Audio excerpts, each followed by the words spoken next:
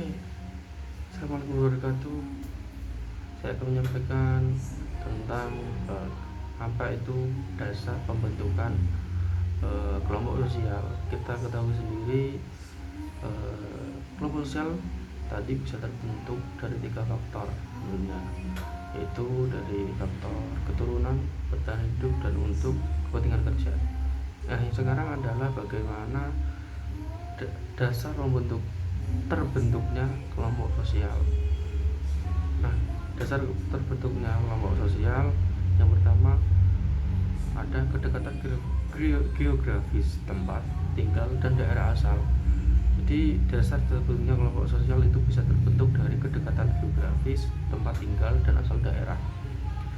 Nah, seperti halnya contoh masyarakat Jawa yang hidup di Sumatera, pasti dia akan membentuk sebuah tempat atau lingkungan yang di situ ditempati semuanya adalah orang Jawa.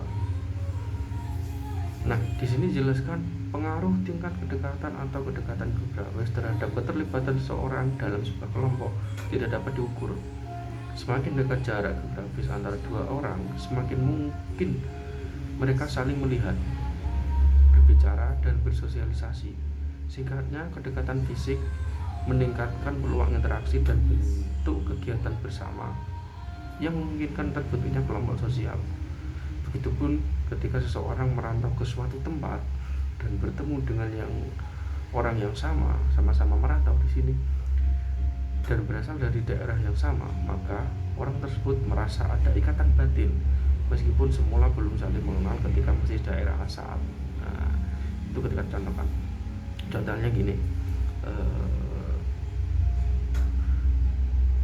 dari yang kota perantauan kan mungkin daerah Jawa Tengah lah, ada orang dari entah itu Pati atau Gerobokan atau Rembang.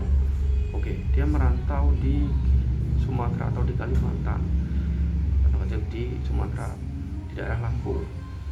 Nah, aslinya dia tidak mengenal ini orang atau tidak saling mengenal, si A dan si B ini tidak saling mengenal di daerahnya masing-masing tadi. Nah, si A dan si B ini dia berbeda kota. Yang si A dia berasal dari Pati, yang si B dia berasal dari Gerobokan atau Purworejo. Nah, di sana dia sama-sama merantau di daerah Lampung. Akhirnya seperti ada kata, wah, sampai orang Jawa mas. Nah, seperti itu. Ada dialog-dialog yang terbentuk. Oh, ya saya orang Jawa. Akhirnya seperti ada ikatan batin di situ. Jadi ada dorongan-dorongan yang terbentuk. Akhirnya dia terbentuk masyarakat sosial. Akhirnya dari kedua ini sudah dikatakan dia akan membentuk sebuah kelompok. Akhirnya datang beberapa teman-temannya ikut di kelompok perkumpulan orang Jawa yang bekerja di Lampung, seperti itu. Nah, itu karena kedekatan geografis atau tempat tinggal. Terus yang kedua di sini kesamaan kepentingan, keturunan, dan nasib. Ya, dari dasar terbentuk kelompok sosial juga ada yang namanya kesamaan kepentingan. Jika kelompok sosial terbentuk dari kesamaan kepentingan, maka kelompok sosial ini akan bekerja sama demi mencapai kepentingannya sama tersebut. Jadi karena ada kepentingan bersama, maka dia akan membentuk kelompok sosial.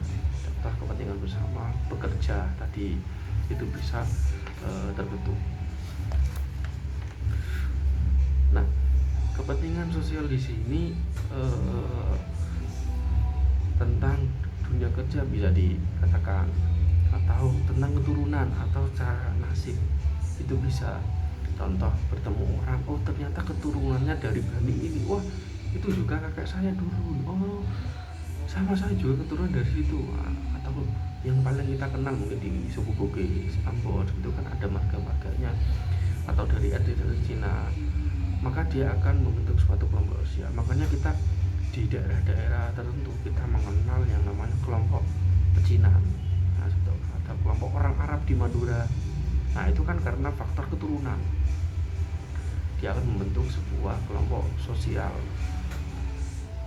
Terus ada yang namanya faktor kepentingan juga, entah itu kepentingan pekerjaan atau kepentingan sosial atau kepentingan yang lainnya. Nah, maka bisa terbentuk yang namanya kelompok sosial. Jadi ada dasar-dasar yang terbentuk. Tadi yang pertama dari geografis, yang kedua tentang kesamaan kepentingan, keturunan atau nasib. Itu dasar pembentukan kelompok sosial.